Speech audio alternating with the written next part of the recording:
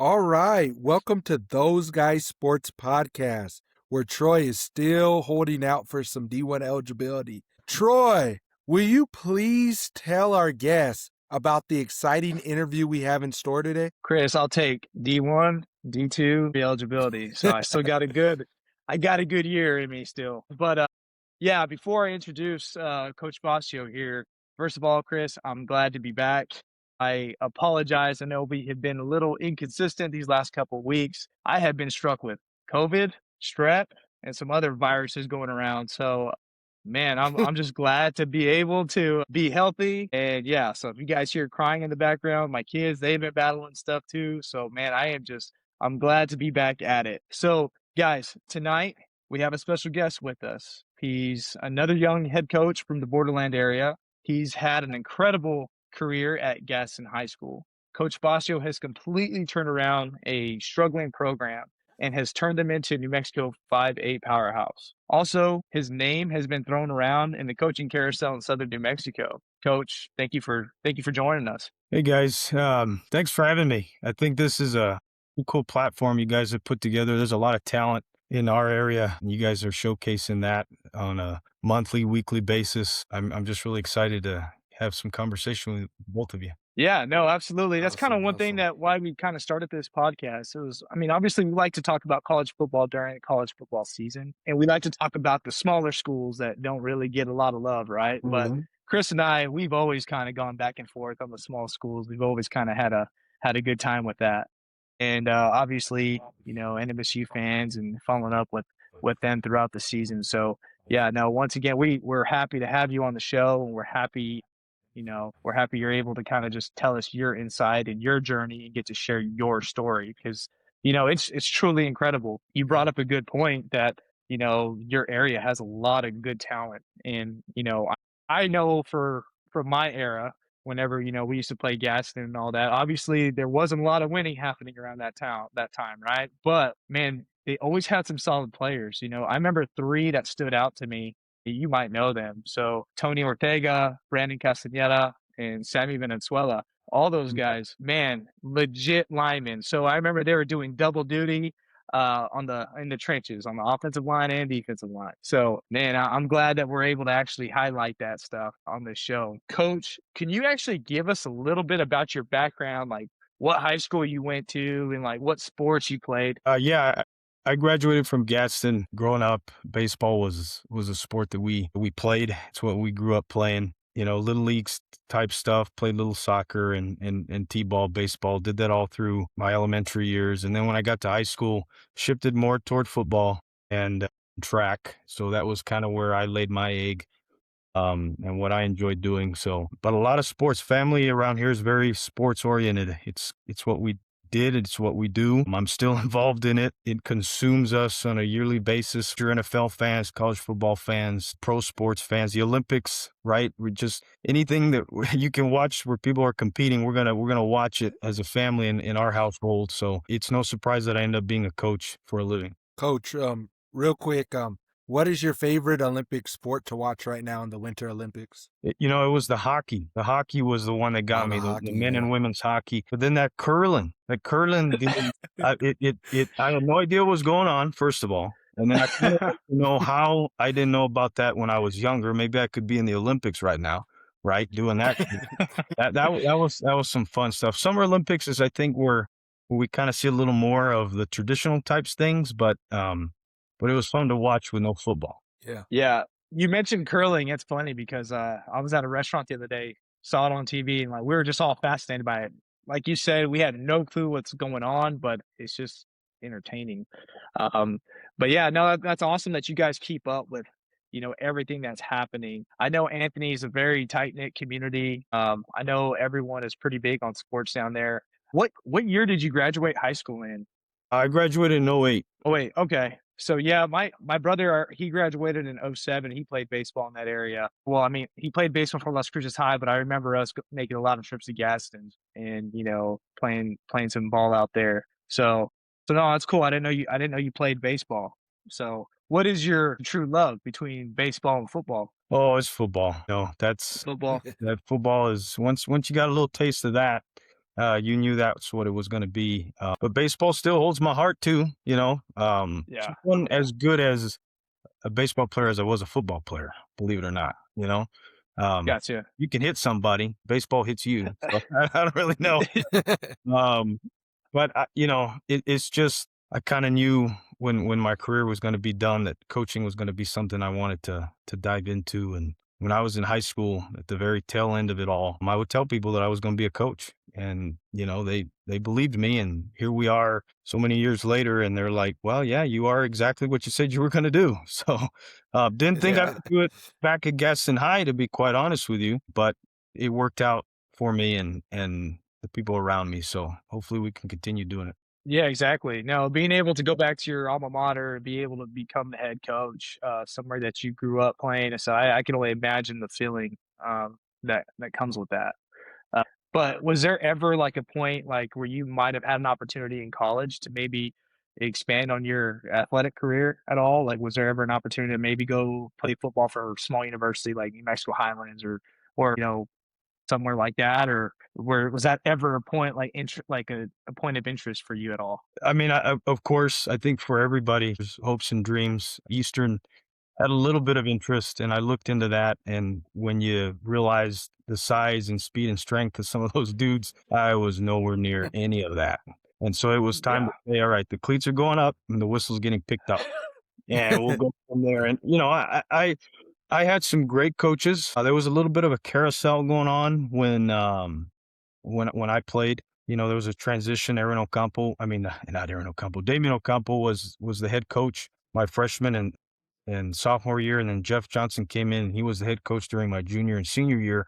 So a lot of changes, new faces. It was kind of hard to get guys to the next level, and you know, I wasn't the greatest player, but I gave it everything I got with what God gave me. And when I became a coach, my goal was to, if people want to play at the next, get them ready to do that with whatever means possible. I mean, the next level doesn't have to be football, right? Next level can be a variety of different things. Going to school, yeah, trade school, football, anything. Just provide them with as many opportunities outside of the game is kind of where I decided that's kind of what I want to do whenever I become this coach to help kids, especially how I didn't have a lot of those opportunities when I was younger. And no fault to my coaches, it's just a different time. Yeah. Go ahead, Chris. Yeah, so coach, I'm curious, where did you get your start in coaching? Was it at the middle school level? Was it right away at the high school level, or where did you get your start in coaching? Well, Gadsden had just gone and do their third transition with a head coach after my senior year.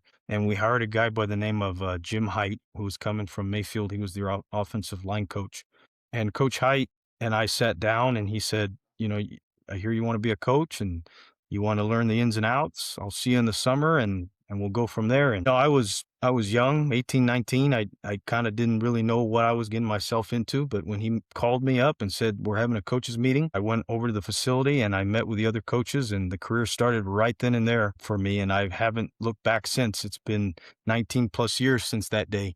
Right. And so Coach Height got me in. He surrounded me with a lot of coaches during his tenure. And, I just continued to climb up the ladder, started at the very bottom and just continuously worked my way up, taking on more and more workloads and going through the grind, kind of paying the dues, if you will, which, nowadays you don't see that as much anymore, but it made me a much better head coach. And now making me a head coach, I learned so much from so many great coaches over my tenure. Coach, so kind of following up with that, obviously being around just different coaches, I only could imagine that you pick some little things off of everyone that you work with, and you might do some stuff that you like from them. And then obviously, you do stuff a little bit differently that you didn't like.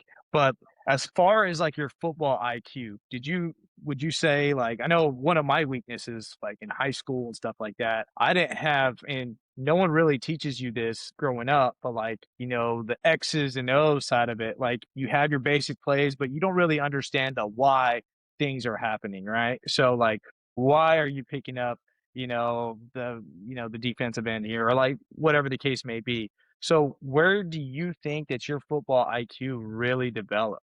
Was it outside of your high school career, or was it like the beginning of, that tenure there that you mentioned?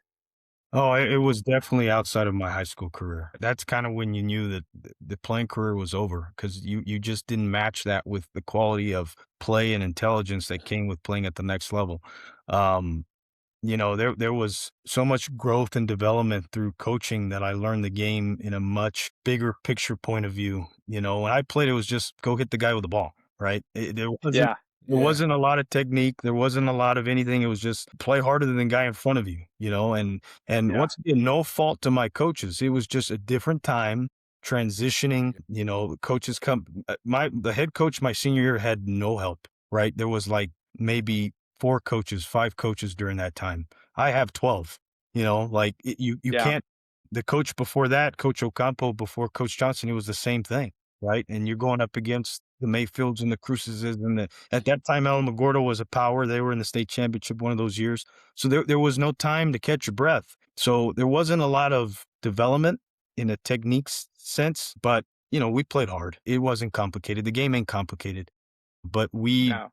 were behind the sticks when it came to that type of stuff. And when I became a coach, I learned so much from the group under Coach Height, the group under Coach Jarella, the group under Coach Hall and Coach Jaquist, Coach McKee and Coach Bradley. I mean, I have literally been around New Mexico football royalty when it comes to coaching. I have been just extremely blessed with so many Hall of Fame names.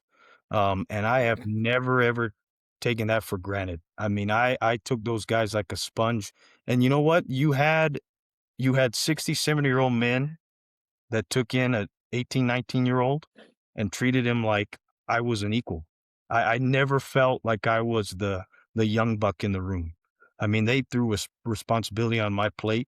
They told me to run with it. They included me in everything. I was spending more time with 60 and 70-year-olds than I was people my own age. So I Yeah. I was a lot more mature than people my age. I mean, I just I am so grateful to those guys. My true mentor is a guy I like to call um, Coach Bannister, Russ Bannister. He comes from El Paso, and he's been with me ever since Yeah. he passed away a couple years ago. But he's another one that just took me under his wing, taught me how to deal with guidance counselors, how to deal with teachers, administration. I mean, you talk about just the golden ticket when it comes to developing as a coach.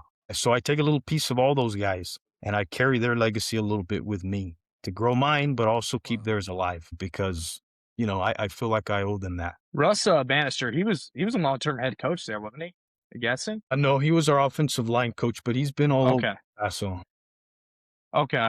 Gotcha.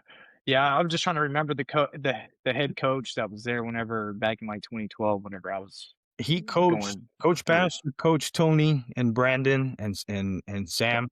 During those years, he was our offensive line coach. Okay. That was my 3rd or 4th year coaching at that time. So you guys were on the field in 2009, 10, 11, and 12, right? You guys were Yep. on this Yep. team. Both of you. Yeah, I was already coaching, and that the 2011 team was stacked, and then that 2012 team we got ended up turning the tide a little bit for us. We ended up winning 5 games that year. So it was a good group.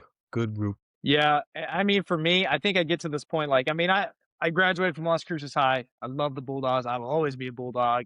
And like, I think you get to this point to where like when you're a 32-year-old and you look back at all that stuff, you want to see those high schools do good. All those high schools in that area. Obviously you have the rivalries there and stuff like that, but you want to see them be competitive and you want to see them, succeed. And I think that was big for me, even like in high school, seeing Gadsden. Like it was one of those things I was just like, man, like it would be cool. I think Gadsden is like a gold mine if you could get it turned around. I said they had talent there. It's just who is going to be the right fit for that program and who's going to actually jumpstart that program. And one of my best friends that he played at Mayfield, we used to have that conversation so often, and he used to tell me, he's like, "Oh, well, Coach so and so said that no one will ever win in Gaston, and this is why." And I guess he was basically saying that, like, numbers just weren't there, kids just weren't showing up or whatever. So, but I mean, it's cool to see where you have taken that program. So yeah, that's kudos to you and your staff. And the fact that you mentioned those names earlier, those head coaches that you've been around, that you learned from, Coach Jaquist, the Bradleys, Coach Hall, McKee. I mean, we've all been around those guys, and those guys are legends in New Mexico. Legends. And I mean, Coach McKee, I mean, you talk about the triple option. That dude knew how to work that system, right? And then, Coach Jaquist, he's still coaching over there in El Dorado right now. He's doing his thing. And, I get exactly what you're saying, because having these guys, mentor you all throughout your 4 years there. I mean, they leave a lasting impact on what you're going to do in the future. For sure. So coming from a program with like Coach Lopez and Coach Miller, I mean, we emphasized this on our last episode, like they taught you to be a good person on and off the field, and that you still carry some of those values today. Yeah. So, Coach, so obviously Gadsden wasn't an easy fix. Obviously, you had a lot of adversity going against you, right? What were some of the biggest challenges taking that program over? For me, there was no surprises. There was none. One, I had played there, and two, I had coached there. I coached there for 5 years before I left to go to Oñate, and then went to Mayfield and then came back. So there was no, oh my God, I can't believe they don't have this or they don't have that. I knew I was walking into a program that had 25, 30 guys, right? And the facility had not changed for the last 60 years. I literally walked into the same building that I left years later, right? So, we took those things head on. My staff and I, them having been around the area, also knew what Gadsden was going to be about. They hadn't coached there, but they coached against them or they played against them. So they kind of knew what to expect. And I think that was a major advantage for us, no surprises. And we took it on, we realized, okay, we got 20 kids. Let's get every single one of these 20 to bring one of their friends, and we double our numbers to 40, right? Let's do everything we can do to get more kids out. We need things done. Then let's go ahead and let's form a booster club. Let's meet the community, have an understanding of the fact that they have been state champions here before, put that all over the place so they can see that winning has happened here in the past. Because I stepped on that campus and you had no idea they had 7 state championships, and that blew my mind. You walk on that campus now, you see it everywhere you turn, because we made sure that was something that kids understood. Like, your mom and dad may not have understood Gadsden for winning, but your grandparents did. And play your cards right, you're going to be able to talk about it when you're older and old enough to say that when you were here, you won too. So, it's taking those challenges head on. And what I learned later on in my first couple of years as being the head coach was that I did not only have to teach students and players how to be football players, but I had to teach adults how and what it took to build a program. Right? I was fighting fire with fire a lot of times. Well, you're not giving me this, or you're not doing me this. And I would sit back and I'd say, why are they being so hard on me? Why are they becoming such a wall and a barrier for us to be successful? And it took me a while to realize they just don't know. They don't know. And instead of fighting fire with fire, I gotta help them. I gotta educate them. Hey, I need you. I need you to help me make this happen for our team and for our program. And once I kind of approached it in that fashion, things started to pick up for us, right? We were able to get 1 or 2 different types of jerseys, more equipment, right? Better scheduling times. Like, it's just the little things. And, through time, trial and error, you get better at it. And the key to that is having a phenomenal administration. And it's what I've had since I've been here. We've, like I said, we've just tackled every challenge that was put in front of us and tried our best to turn it into a positive. Yeah. No, well, you definitely tackled all those obstacles head on. I mean, I followed up with the program like on Twitter back in the day, and just kind of seeing where you guys came from. And yeah, I could tell that you took a lot of pride into instilling that into the younger generation of like what Gadsden was, and that it is possible to win there and it is possible to have some success there. What was like the recruiting like though? I know you said like it was like, hey, bring a friend, into the team. Like, how hard was that truly to do to rebuild your numbers? Because obviously like let's say, schools like Mayfield right now, they're going through this right now. I mean, there's not a lot of kids on that team. And me and Chris were kind of taken back whenever we caught the first game of the season, and we're like, wow, man, like that number's really depleted. And, obviously back in the day, it was like, no, like you play It was a whole football. Like army. yeah, exactly. But trust me, I know. My goodness. Yeah. It's just putting boots on the ground as a staff. You got to be visible. You got to go out and you got to talk to kids. You got to create relationships. Some of my best athletes that I've recruited, I found in the PE classes. Right? It's crazy to me how much talent walks the campus and they just don't do anything. Yeah. Yeah. All you can do is just try to open a door for them and giving them an opportunity to better themselves through the game of football. I mean, I'm straight up with them.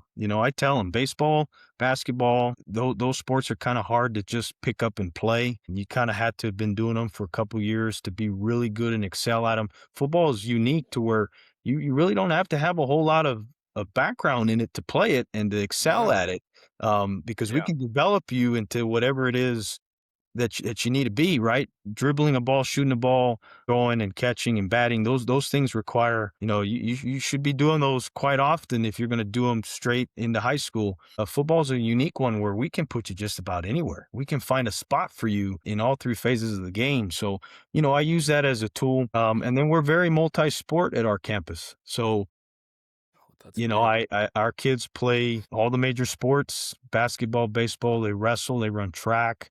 Those guys go out and they play those sports and they'll bring a buddy or two with them back over to us. And we do the same thing. Like, hey, we'll come play football and 3 or 4 of these guys will go play basketball, and that type of thing.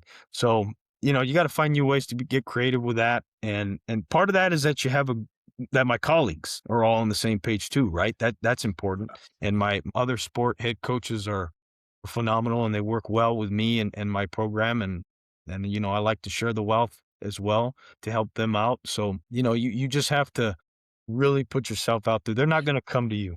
Those days are gone. Kids Yeah. they don't want to choose hard, right? They don't want to work. But if you extend your hand, you'd be surprised of how many of them don't really know what discipline is, what structure or hard work is. But once you give it to them, yeah, they're going to stick around. They're going to be a part of it and they're going to be thankful for it later. Coach. So that's interesting that you say that you encourage multi-sport athletes. I've known coaches that have actually discouraged that. They want the kids to just focus on one sport. Has it been your own personal journey, or what has kind of shaped your philosophy in encouraging our student athletes to play multiple sports? Well, I just tell them that it's their career. How do you want to look back at your high school career? That someone told you to do something you probably didn't want to do, or I should have tried that. I should have tried this. Do it. Do it. Just you have full responsibility to whatever you commit yourself to. So if you're going to play football, but you want to play basketball, and you got to be able to commit to both of those programs fully, right?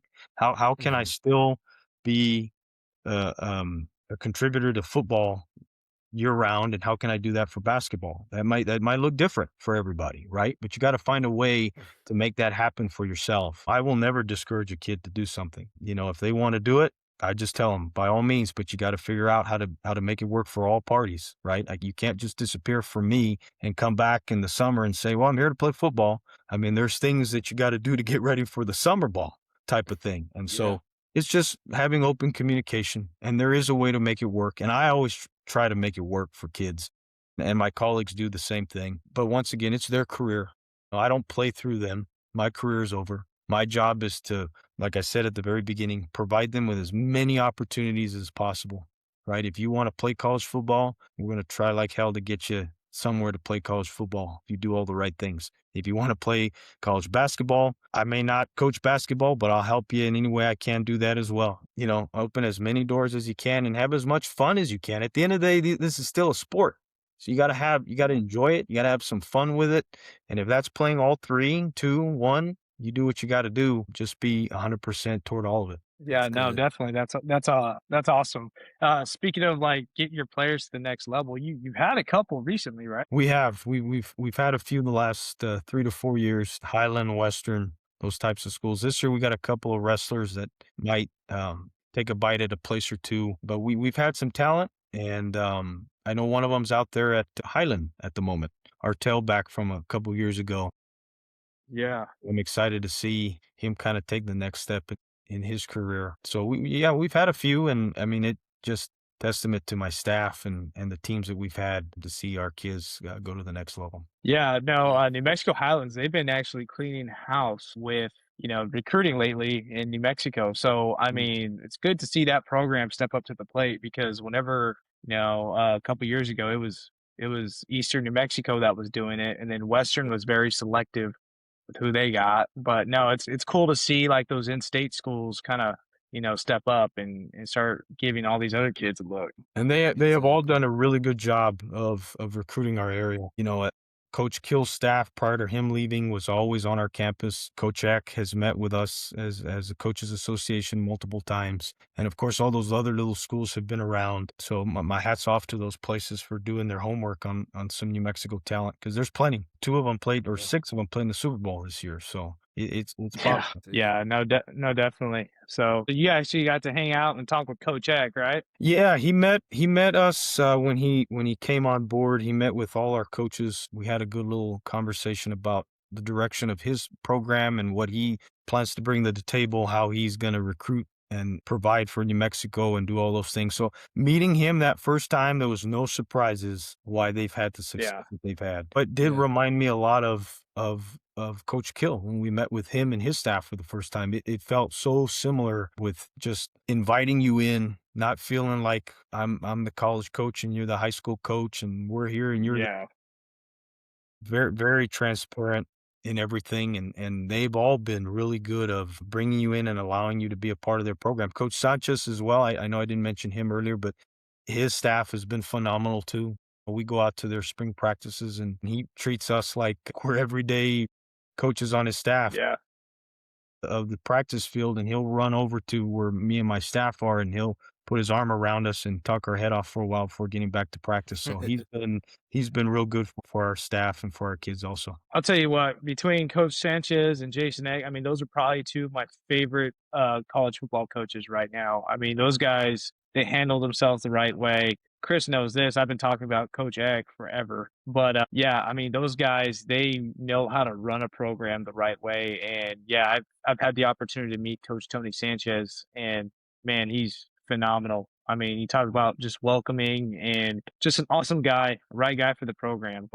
Yeah, that's cool that you've had similar experiences, and that's cool that they're going out, getting out in the community and doing that because back in the day when, like, I mean, we were all in high school, it was hard to recruit, right? It was hard to recruit New Mexico kids, and I didn't see a whole lot of coaches stopping by. You know what I mean? Like it was kind of just it was kind of a rare sighting. But yeah, no, that's pretty cool that you guys have all had the same experience, and yeah, I mean they're great people. It seems like so. Hopefully both programs could take off. So do well in the college world. Definitely. Hey, Coach, pivoting back to Gadsden, I'm curious to know, was there a specific off season or was there a specific time where you felt like, oh, we're ready to be a championship contender? Was there ever like a season or something where you're like, I could just feel it. We're going in the right direction and we're ready to really compete with anybody? That's a hard one, because every group that we've had has had a little special piece to it that just you felt like they had the caliber that it took, whether that was a handful of them or the majority of them. But I feel like we got better every year. And I do say that third year, unfortunately, I got stopped by COVID. I had the most numbers in our weight room. We were probably the strongest we had been. And I felt really good about where we were as a program that third year. Obviously, we didn't play because of COVID. And then I didn't see that team again for quite some time. I know the Cruces schools and other teams across the state were able to get their kids a lot earlier than we did. And so when they came back, some of those kids I never got back, right? They didn't enroll back into school. They just didn't play football. They weren't healthy enough. And so it felt like we had taken some steps back. But that group that ended up getting us out of those COVID years kind of really catapulted us to where we are right now, just because they had to take on a load unlike anybody else. And I know that can be said about every team in the country. But for us, it just meant a whole lot more because we just did not have what we had before we left due to COVID. So, but I still talk about that third year because I mean, I wish I could have taken a snapshot of how that weight room looked, how the numbers were, where we were from a strength standpoint coming into that if that team could have just taken the field that year, who knows? who knows? But, you know, I'm very proud of what everybody's contributed from that point on. And there's still some hills and humps we got to get over. So we're not quite there yet. There's still so much more we got to be able to do. Getting the semifinal games for 2 years in a row is nice on paper, but it's not what we strive for.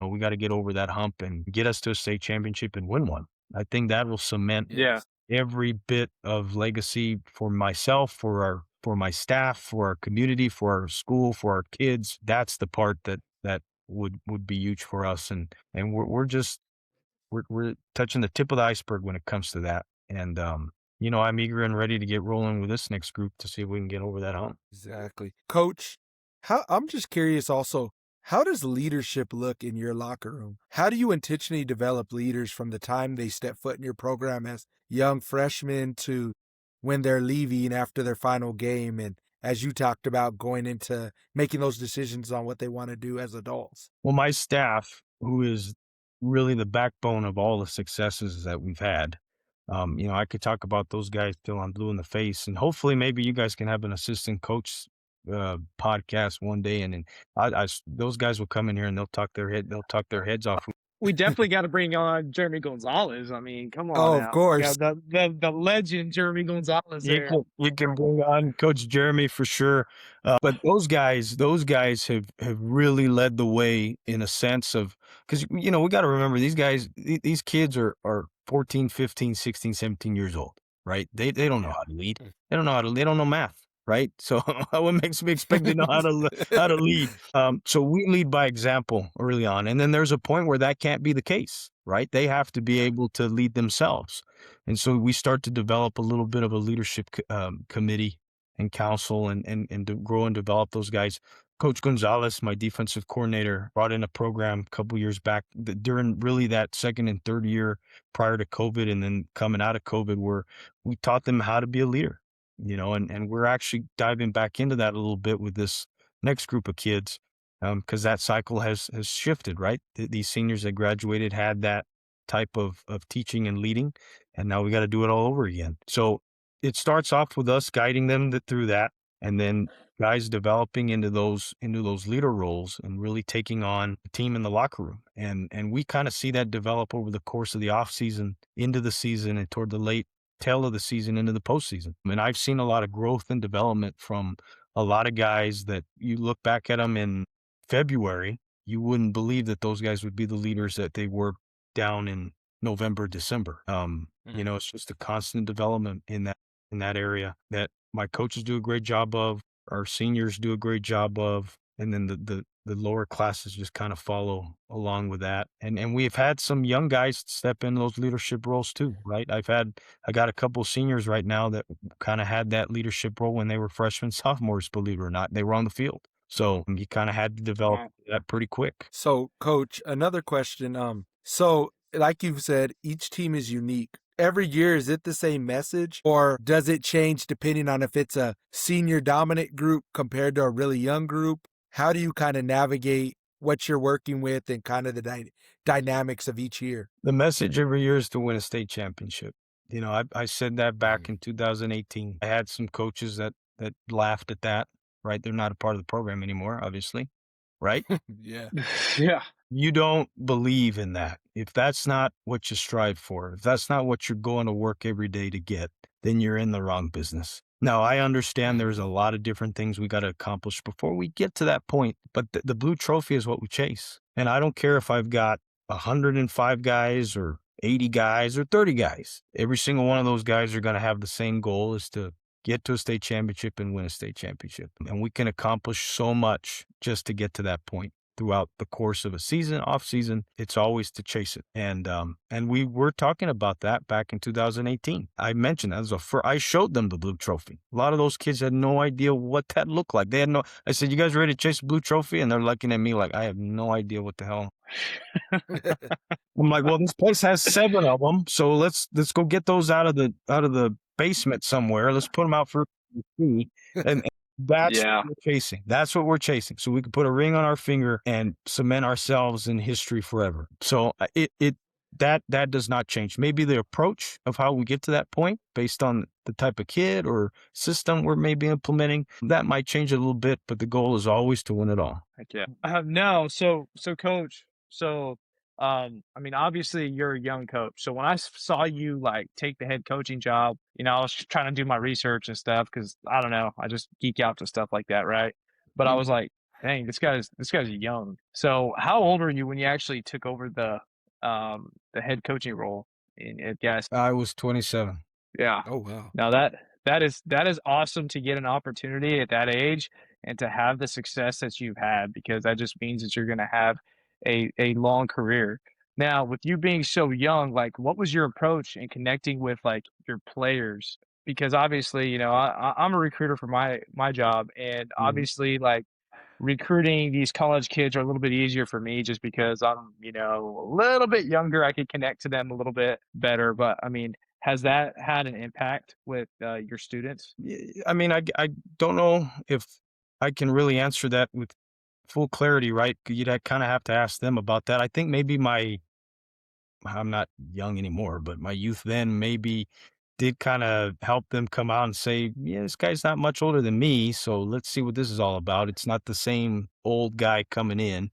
Uh, but, uh, but age kind of to me didn't really matter. I probably, like I told you, I was hanging out with 67-year-old coaches when I was 19. Yeah. So I kind of have an old soul to myself.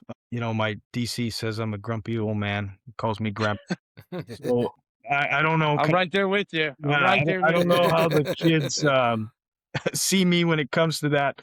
But I'm really close with those guys, all of them. Yeah. They mean the world to me.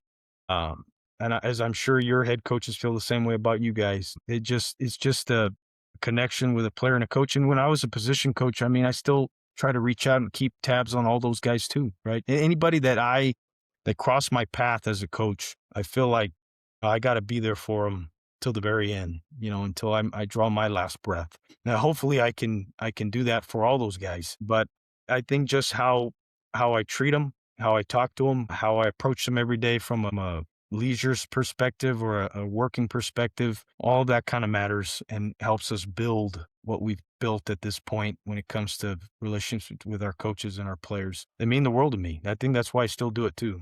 They're my people. Yeah. Yes. Now, that's awesome. And it seems like you're doing it for all the right reasons. And it's no wonder why you've had the success that you've had.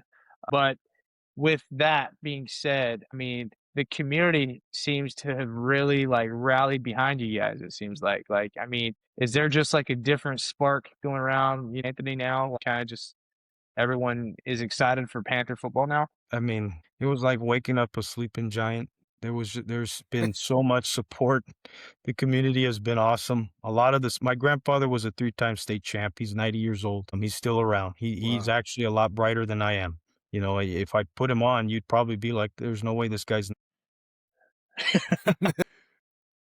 the state champs. They come around, they're involved and they just love being around a winner. And I don't fault the people for not wanting to be there when we weren't winning, right? Who wants to be around a team that doesn't win? I love the Pittsburgh Steelers. I ain't paying much for Pittsburgh Steelers play right now, right? A couple years ago, that's a different story, right? Because they're winning. So Yeah. it doesn't bother me that now we're getting everybody and their mom at our games. Actually, I love every bit of that. And they deserve to have a winner. The expectation now is to win.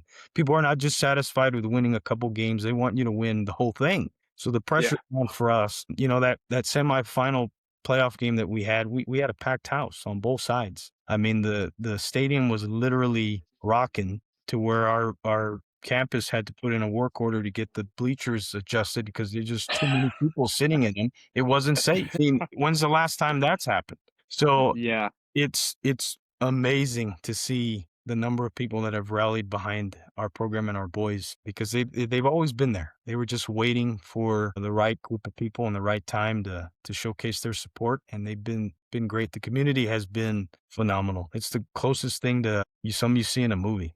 You go down the Yeah. street, you go to a restaurant in Anthony, they know who you are. Yeah. Coach. And it's awesome that you say that because in a different way, I've had a firsthand experience with the community of Anthony. When I was in college, I used to work the high school graduations with guest services, and I think the best high school graduation I've ever attended was Gadsden when they were at the Pan Am. I mean, it was packed. It was the most packed graduation I've ever seen. They were playing music. You had grandparents, parents dancing when they were playing music down on the floor. Everybody was cheering for every kid. And I'm like, okay, I see when this community gets behind something, it's special. It's different. Well, for sure. It's still got an old school feel to it. You know, technology has changed society. There's a couple things here and there, but the Valley is still has its old school traditions. It's kind of hard to explain, but I know if you talk to teachers that have come through here, that have gone and taught other places, they'll all tell you the same thing. It's unique and it's special in its own way. And it still has that old school approach to it. Coach, and then my final question to you is, if just a random person were to watch Gadsden play and they didn't know the score, they just took about 5 minutes to watch your guys play, what do you think they would see out there? Well, I'm hoping they're seeing some tough, hard-nosed football, because that's one thing we've always been known for, right? We're gonna hit you. We're gonna knock you out. We're gonna get off the ball, right? We're gonna do everything we can, scratch and claw our way to victory, and hopefully they see some guys make some plays, because we definitely have enough talent across the board where you're gonna see a variety of different dudes doing different things with the balls in their hand, and you're just seeing a lot of fun and detail-oriented football, right? I don't know if I said that right, but you know what I mean. I get it.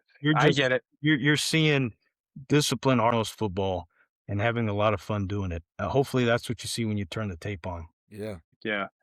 Well, Coach, once again, we thank you for your time. Obviously, I know like your guys' schedule is pretty crazy, but we thank you for getting on with us and kind of sharing a little bit about your journey, your experience building the Gadsden Panthers. Man, yeah, you guys have done a phenomenal job. So kudos to you and your staff. Like I said, we know a couple members on that staff. So it's good to see you guys have all the success. But no, we definitely appreciate your time, and man, we probably are gonna have you on the show again next year. So, but we're definitely gonna be watching or keeping our eyes on you and following up with the season. Oh, for sure. You And guys are Coach, always now welcome. definitely coaching. I was gonna say that with now that you're those guys' family, it's easier for me to get to the games because I'm closer. But if Troy is in town next season, we're definitely gonna have to go to a game, Coach, and cheer you guys on. So Oh, you guys got to come down to the Valley, and then you got to stop at the best restaurant in town. It's called Ernesto's. I'm throwing a plug in there because hopefully they, sponsor, do some with that. But it's really, Yeah. that's a great place to stop and eat prior to coming to the game. And they'll take care of you. They love our football program. But you guys are always welcome. And we got spring ball coming up in May. Maybe you guys can come check that out. This. Oh yeah. I open the door to whoever wants to come be a part of that. You guys are always welcome. And like I said, maybe you'll take on some assistant coaches in some of these things. I'd love to showcase those guys and what they've contributed to our program, because they've done a phenomenal job for me. And I've had the same guys with one or two that I've sprinkled in the last 9 years. So that also goes a long way with why we've been able to have the successes that we've had. Yeah, no, absolutely. We're always down to have assistant coaches, anybody that, wants to join the podcast. I mean, we want to hear their story, and I think everyone brings a unique perspective. But, one thing that I am thankful for in this podcast is we made it through the entire podcast with Chris without losing Chris Love, because he was trying to hop on this podcast with 3% on his iPad. So it would have lasted, Troy. Yeah, it would have lasted. I don't know about that, Chris. So, but no, I'm glad that we got this rolling. So you have definitely been a target for us for quite some time. So, we're glad that we're able to make it happen. Well, I appreciate you guys. Once again, thanks for showcasing this part of the state, the Las Cruces, Anthony, El Paso area. A lot of talent, a lot of good people, and you guys are getting the stories out. I know there's a couple other platforms around that also do the same thing. So we're very grateful. We got our eyes on you guys for sure. Continue to do your thing in any way we can help. We'll make it happen. Absolutely. Well, we appreciate you guys. Thank you. Right. All right.